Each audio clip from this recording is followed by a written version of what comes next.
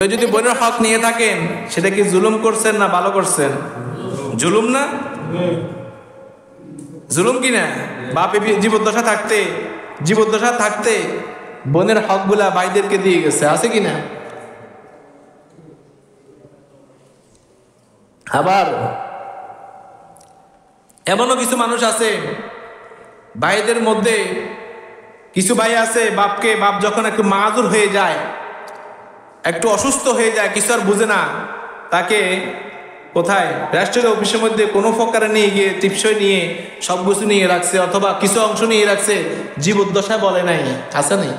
জীবদ্দশা বলে নাই, যখন মৃত্যুবরণ করছে সপ্তাহখানিক পর বলতেছে এই জায়গা সম্পত্তিগুলো আমার। জায়গা সম্পত্তিগুলো কার? আমার। ভাই বাকি ভাইরা বলতেছে তোমার মানি? বাবা তোমাকে কখন দিয়েছে? বলে যে দিয়েছে, আমাকে টিপসই দিয়ে গেছে, সিল দিয়ে গেছে, সিগনেচার দিয়ে গেছে, সব দিয়ে গেছে। এগুলা কি তুমি সঠিকভাবে নিয়েছো নাকি হারাম ভাবে নিয়েছো? হারাম ভাবে। আচ্ছা বলেন তো, দুনিয়ার সাথে আখিরাতে কোনো তুলনা হয়? হয়। দুনিয়া কি থেকে যাবে? যাবে না। আমরা কি দুনিয়ার মধ্যে কেউ থেকে যাব? যাব না। একদিন করে কেউ চলে যাইতে হবে, আগে পরে করে কেউ দুনিয়া ছেড়ে চলে যাইতে হবে। আসলে আমাদের বাস্তব ঠিকানা হচ্ছে কোথায়? আখিরাতে জান্নাত।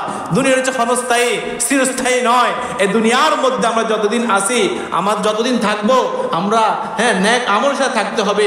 কার উপর জুলুম করা যাবে না, বোনের হক মারা যাবে না, ভাইয়ের হক মারা যাবে না, চাচার হক মারা যাবে না, চাস্তবের হক মারা যাবে না, ফুর হক মারা যাবে না।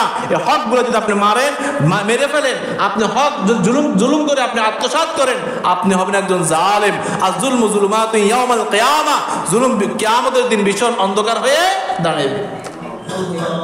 এই জন্য হক এমন এক জিনিস, মুসলমান বান্দা ও মুসলমান ভাইরা, একটা কথাই বলি, যতই পাপ করেন, যতই গুনাহ করেন, কাহারও মনে কোনোদিন কষ্ট দিবেন না, কারো হক মাইরে খাবেন না। প্রয়োজন আপনি দিন একবেলা খাবেন, কিন্তু কারো হক কখনো মারবেন না। পারবেন তো ইনশাআল্লাহ? হক এমন একটা জিনিস, মানুষের হক মেরে খাওয়া, তারপর জুলুম করা। আর জালেম যখন, যে মজলুম, যার উপর জুলুম করছেন, সে যখন মজলুম, যখন আল্লাহ তাআলার কাছে দুইটা হাত তুলে দোয়া করবে, হাদিসের মধ্যে আছে 3 ব্যক্তির দোয়া আল্লাহ তাআলা কি দেয় না? ফিরিয়ে দেয় না। 3 ব্যক্তির দোয়া আল্লাহ তাআলা ফিরিয়ে দেয় না। তার মধ্যে একজন হচ্ছে মজলুম। যে মজলুম আল্লাহ তাআলার কাছে দুইটা হাত তুলে চোখের পানি পালাইবে, আমার আল্লাহ সুবহানাহু ওয়া তাআলা ওই মজলুমের দোয়া কবুল করার জন্য 1 সেকেন্ডও দেরি করে না। আর মজলুমের দোয়া যখন কবুল পেয়ে যাবে, আপনি যতই দোয়া করেন, যতই খতিব সাহেব কিনে দোয়া করেন, যতই ইমাম সাহেব কিনে দোয়া করেন, যতই আলিম কিনে দোয়া করেন, খানায়ে কাবার ইমাম সাহেব কিনে যদি দোয়া করেন, আল্লাহ সুবহানাহু ওয়া তাআলা আপনার দোয়া কবুল করবে না। এজন্য আল্লাহ তাআলা হক হচ্ছে, আল্লাহ ইবাদতের সাথে আল্লাহ সুবহানাহু ওয়া তাআলার সাথে কারো শরীক করা যাবে না। যাবে? আপনার সাথে যদি কাউকে শরীক করে আপনি খুশি হবেন? আমার আল্লাহ সুবহানাহু ওয়া তাআলা শিরকের গুনাহ maaf করবে না। সেই ব্যক্তি যদি যে শিরকের গুনাহ করবে, আমার আল্লাহ সুবহানাহু ওয়া তাআলার সাথে শিরকের গুনাহ করবে, সেই ব্যক্তি তওবা করে মৃত্যুবরণ করে, তার ঠিকানা কোথায়? জাহান্নামে। এইজন্য আল্লাহ তাআলার কাছে শিরক করা যাবে না, আল্লাহ সুবহানাহু ওয়া তাআলার সাথে শিরক করা যাবে না। এই শিরকের গুনাহ আল্লাহ সুবহানাহু ওয়া তাআলা তওবা ছাড়া maaf করবে না। আজ তওবা করা ব্যতীত মৃত্যুবরণ করে, তার ঠিকানা হলো জাহান্নাম। তাহলে আল্লাহ সুবহানাহু ওয়া তাআলার ফয়সালা হচ্ছে, আল্লাহ তাআলার ইবাদত করার পরে আমরা ইবাদত করার একমাত্র হক হচ্ছে আল্লাহ তাআলার। আমরা ইবাদত করব আল্লাহ সুবহানাহু ওয়া তাআলার ইবাদত করব। তারপরে বলতেছেন ওয়া বিল ওয়ালিদাইনি ইহসানা। আল্লাহ তাআলা বলে, এটা আমার কথাও নয়, কাহারও কথা নয়, আল্লাহ তাআলার বাণী, যে আমার ইবাদত করার পরপর স্থান হচ্ছে নিজের পিতা মাতার সাথে ভালো আচরণ করো। কি আচরণ? ভালো আচরণ। তারপরে কি বলেন জানেন? দেখেন,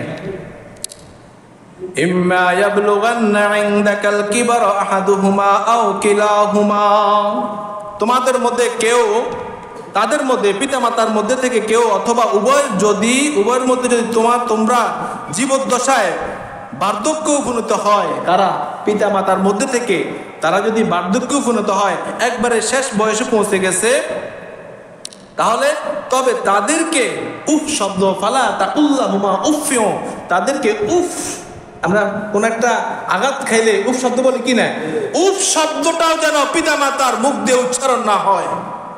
অন্যগুলা বাপ, অন্যগুলা কি আরো কত কষ্ট দিতেছেন, পিতা মাতার খোঁজ খবর নেন না, তাদের কি খানা খাইতেছে, খানা খাচ্ছে না, তারা কোথায় আছে না আছে, তারা সুখে আছে নাকি দুঃখে আছে, আপনি সেই খবর নেওয়া তো দূর, সেটা তো অনেক দূরে। তারা যাতে উফ শব্দ তোমার দ্বারা একটা আঘাত পাইছে, তোমার ব্যবহারের দ্বারা তারা একটা কষ্ট পাইছে, এমন শব্দ যে তারা উচ্চারণ না করে। আরো অনেক কষ্ট আছে, এগুলো বাদ। আপনি যে দুনিয়ার মধ্যে এসেছেন, কার উসিলে এসেছেন? পিতা মাতার মাধ্যমে এসেছেন। আপনার মা কত কষ্ট করেছে। আপনি যখন গর্ভে ছিলেন, আপনার মা ঠিক মতো খানা খাইতে পারে নাই, ঠিক মতো ঘুমো যাইতে পারে নাই।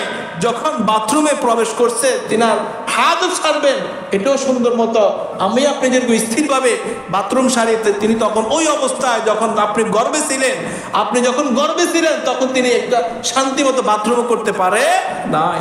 এমন কষ্ট আপনার জন্য করেছে।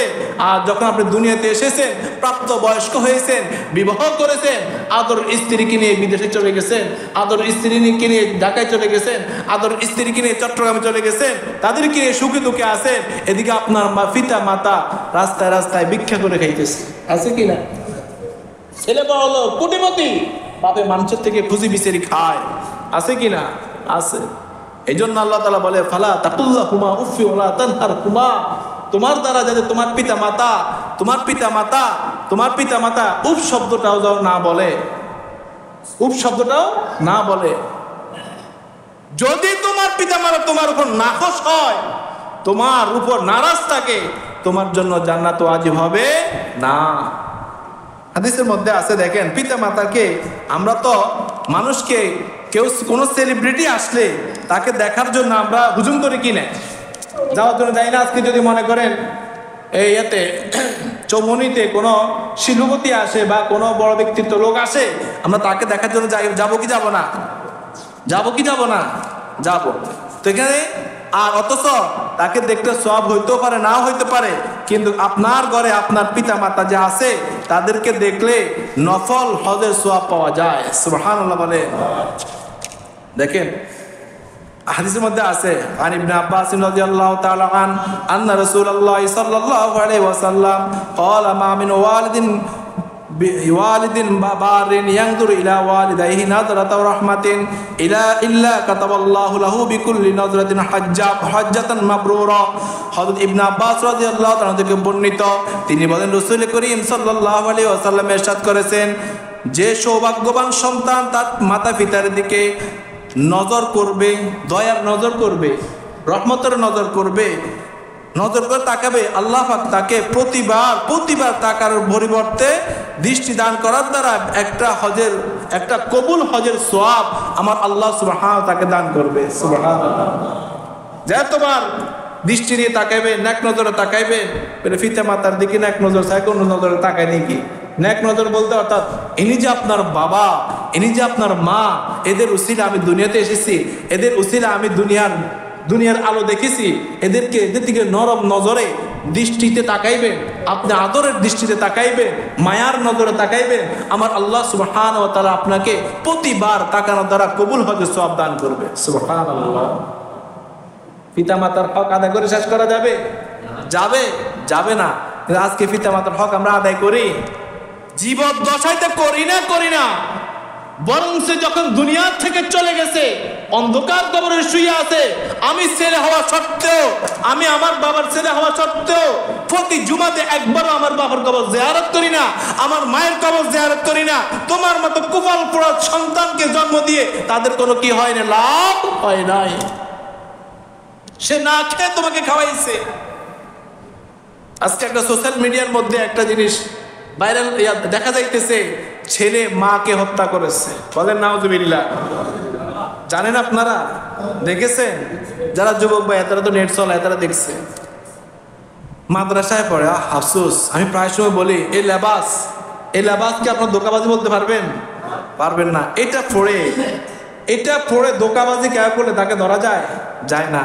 আমরা ব্যবসার সাথে জড়িত আছি, মাদ্রাসার সাথে জড়িত আছি, বিভিন্ন সাইডে জড়িত আছি। এই জাতীয় লোকগুলা যারা এই পোশাক পরে ধোঁকাবাজি করে, এদেরকে চিনা বড় কঠিন, ঠিক কিনা? চিনা বড় কঠিন। কারণ প্রতিটা কথা ইনশাআল্লাহ সুবহানাল্লাহ, প্রত্যেকটা কথা তার মধুর মতো, কিন্তু যখন লেনদেন হয়ে যায় তাকে ছিনা যায়, সে কি আসলে প্রকৃত মুসলমান, প্রকৃত ইমানদার নাকি ধোঁকাবাজ। সন্তান নিজের মাকে কেমন করে হত্যা করে, তার মনে একটু মায়া লাগে না? প্রেমিকার সাথে দেখা করার জন্য, প্রেমিকের সাথে ঘোরার জন্য নিজের হাত খরচ না পাওয়ার কারণে ছেলে বগুড়ার মধ্যে নিজের মাকে ডিপের মধ্যে ঢুকিয়ে রাখছে। কিভাবে ঢুকিয়ে রাখছে? হাত বেঁধে, মুখ বেঁধে ফ্রিজের মধ্যে, ডিপের মধ্যে ঢুকিয়ে রাখছে। নাউজুবিল্লাহ বলে। মাদ্রাসায় পড়ে, আসলে কি মাদ্রাসায় পড়ে? যতই বড় পাপী হোক না কেন, মনে তো একটু মায়া থাকার দরকার আছে কি না? আফসোস লাগে। আবার মারছে তো মারছে, শিকার বরং স্যারও দোয়া চাইতেছে আমার মা কাছে শহীদি মর্তবা দান করে। যখন র্যাব এবং পুলিশে যখন তদন্ত করলো, তদন্ত করে বাইর হলো যে এখানে ছেলে জড়িত আছে, তাকে যখন ইনকোয়ারিতে নিয়ে গেল, জিজ্ঞাসাবাদ করলো, দেখে যে সে নিজের মাকেই করেছে, ফোন করেছে। আফসোস লাগে। আমাদের দেশ জাতি আমরা কোথায় যাইতেছি? নিজের মার কাছে, নিজের ছেলের কাছে মা এখন কি নাই? নিরাপদ নাই। বাপের কাছেও মেয়ে নিরাপদ নাই। মেয়ের কাছেও মা নিরাপদ নাই, ছেলের কাছেও মা নিরাপদ নাই। জাতি আজকে কোথায় যাইতেছে? কাকে বিশ্বাস করব? বাপকে বিশ্বাস করব নাকি মাকে বিশ্বাস করব? মা ছেলেকে বিশ্বাস করবে নাকি সন্তানকে বিশ্বাস করবে? জাতি আজকে কোন দিকে যাইতেছে? আমাদের প্রজন্ম কোথায় যাইতেছে কেউ বলতে পারবো না। ও মুসলমান ভাই, এখনো বলতেছি, এখনো সাবধান হয়ে যান। নিজের সন্তানটাকে নাগালের বাইরে যেতে দিবেন না। ছোট থেকে শাসন করেন, সে যাতে খারাপ কাজে অভ্যস্ত না হয়। সে নিশ্চয়ই খারাপ কাজে অভ্যস্ত ছিল, জুয়ার কাজে অভ্যস্ত ছিল, বিদায় টাকা না পাওয়ার কারণে নিজের মাকে হত্যা করতে বাধ্য হয়েছে। বগুড়ার মধ্যে মাদ্রাসায় পড়েও নিজের মাকে সে হত্যা করতে বিধিদাবোধ করে নাই। তার মানে কি মাদ্রাসায় পড়া দোষ? মাদ্রাসায় পড়া দোষ? সে যদি মাদ্রাসায় ভর্তি হয়ে ক্লাস না করে, এটা কি হুজুরদের দোষ? সে যদি কোরআন হাদিস ভালো করে না পড়ে, সে কি এটাকে হুজুরদের দোষ? দোষ না। যেন আফসোস লাগে। নিজের সন্তানদের কন্ট্রোলের মধ্যে রাখবেন, খারাপ সঙ্গ থেকে নিরাপদ রাখবেন, খারাপ সাথীর থেকে চলাফেরা থেকে নিরাপদ রাখবেন। তাহলে আপনার সন্তান আপনার মৃত্যুর পরে আপনার কবর জিয়ারত করবে, অন্যথায় আপনার কবরের সাইডেও যাবে না। এই জন্য পিতামাতার হক বলে শেষ করা যাবে না। আপনার যত সফলতা আসুক না কেন, এই সফলতা থাকবে না আপনার পিছনে যদি আপনার পিতামাতার দোয়া থাকে।